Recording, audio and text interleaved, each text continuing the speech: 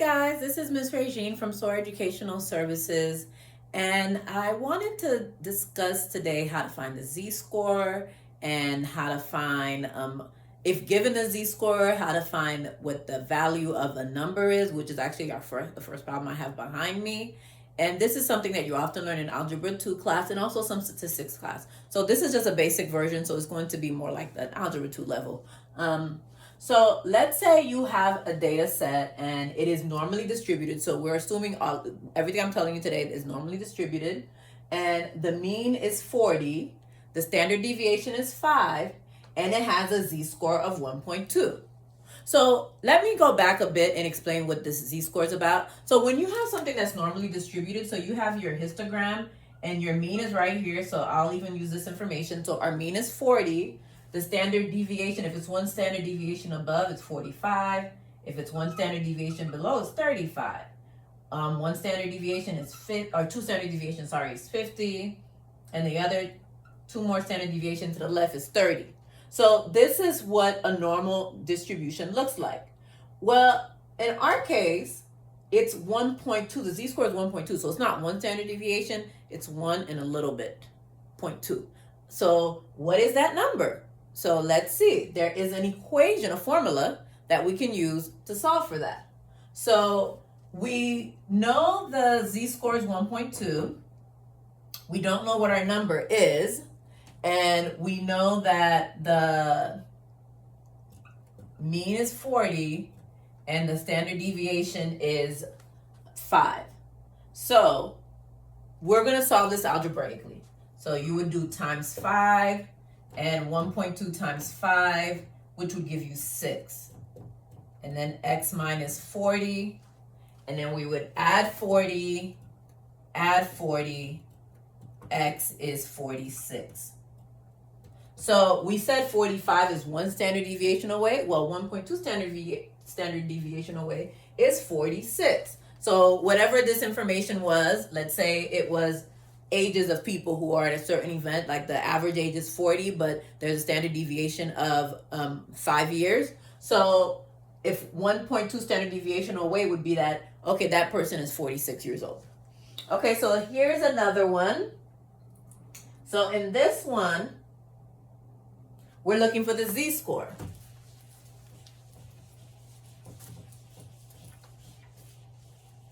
So this one we have our mean is 12. Our mean is 40. Our standard deviation is 5. And our x is 12. So we can imagine that this is actually, and I haven't solved these, so we'll see, but this is actually pretty far from the mean. The mean is 40 and x is 12. But let's use our formula. So remember the formula is this. And you can pause the video and try it on your own and see how you do. So we have 12 minus 40 divided by 5. So 12 minus 40, that's going to be negative 28. And then divided by 5. Negative 28 divided by 5 is negative 5.6. So I just made this up. So that's very high. Now we do have z-scores table. And yeah, I don't see them going that high. It only goes up to 3.9 and negative 3.9. So maybe let's change that a little bit. I realized that. I was like, oh, this is pretty high. Let's say 24. Let's double it.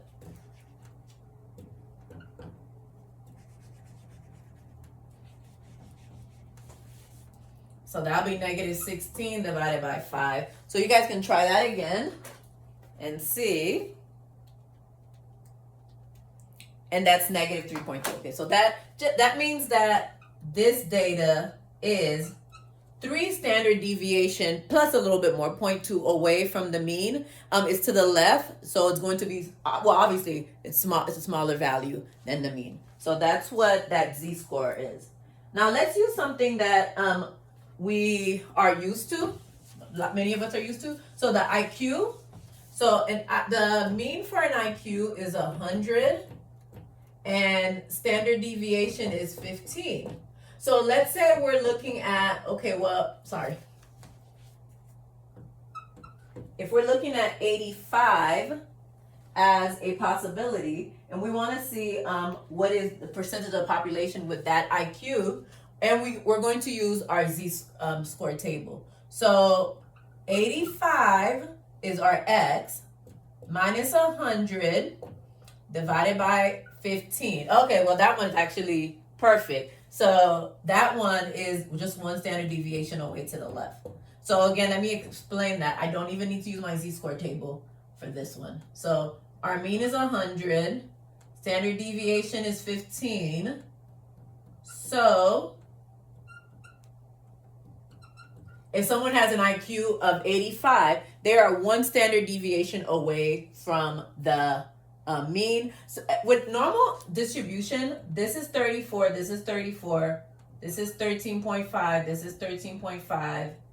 The next one, which would be 55, is 2.5, and 145 is actually 2.35.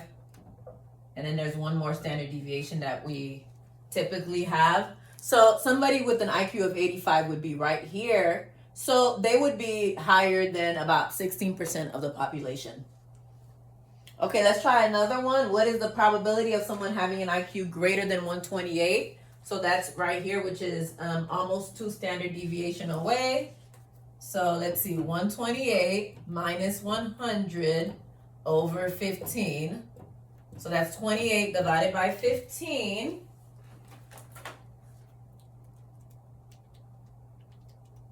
Which is 1.87 if we round. And if you have this, you can use a z-score table. So this you can just easily find online.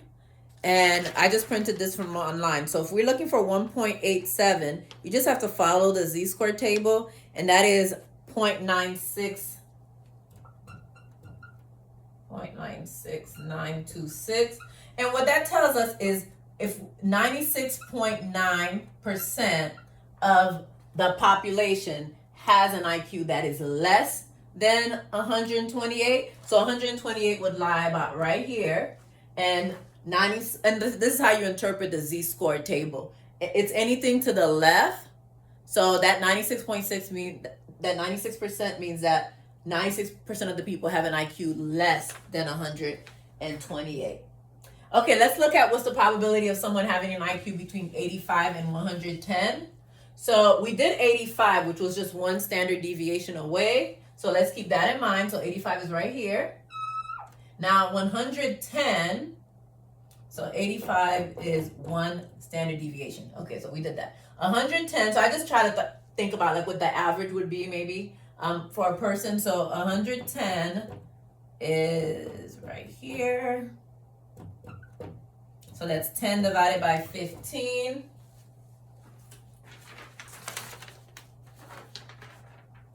Okay, and then let's use our z-score table.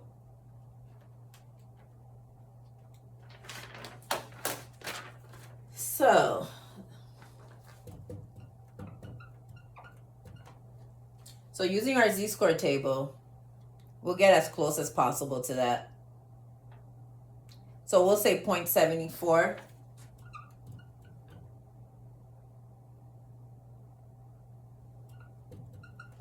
Now, we're just looking at the difference between these two numbers.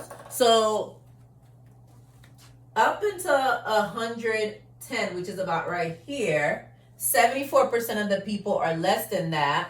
Now, over here for the 85, that, like I said, that would be about 16% of the people. So we want to find the difference to decide, okay, well, what is the actual percentage of people that have an IQ between 85 and 110. So that's what we're looking for, 85 and 110. So we can just subtract 1 minus 0.74537, and that gives me 0.25463. So that's about 25%.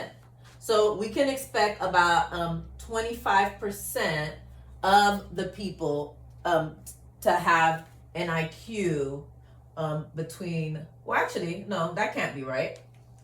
Because from 85 to 100 is 35. It must be, you would add it to this, that 25%. So we would say 59%. And the reason I'm saying that can't be right is because this was one standard deviation away. So from 85 to 100, just one standard deviation, that's already 34%. So that's 34%. And between 100 and 115, now that one, and I think, yeah, that's the difference. Between 100 and 115, that is that 25%. And we can see that it's 59%. So that's why it's good to know what that normal distribution is. So then you can also see, like, does this make sense? So if you're trying to find between two numbers, you want to really rationally think about that. And so, because we're going the distance about one standard deviation and almost two standard deviation, and it's right in the middle. So I already know it's got to be a large chunk of people. So about 59% of the people in this population have an IQ of between 85 and 110. Okay, if you want to know, am I in the 95th percentile? Okay, am I in the 95th percentile? So what you can do is use that z-score table. Try to find a number that's as close to the 95th percentile as possible. So let's see, how close can we get? All right, let's try this one. And I'm not using a calculator right now, just in the interest of time. So I'll just say, just my estimation that this is the closest. There was another one, but I'll just go with this one as the closest. So 0.94950. Well, that is a z-score of 1.64. So then we say, okay, well, if I have a z-score of 1.64, what IQ will I need to have to be in that 95th percentile of people? So again, we'll solve this algebraically. 15 times 1.64, that's 24.6. And we add 100 to it. And that's 124.6. So right here, I'm about right here. So to be greater than in the 95th percentile. So remember, like, this is from here to here is 2.5. If we add this, that's 16%. If we add this, that's 34%. So let's see, 16 plus 34 is 50, plus another 34 is 84. So to get to that 95th percentile, you would need to add about 10 more. And that makes sense. So again, just to check the answer, like, rationally, does it make sense that this would be the IQ score? And it does. So about 125, if you have an IQ about 125, you would be in the 95th percentile of IQ scores. All right, I hope this was helpful. Please remember to like and subscribe, and I'll see you next time. Bye.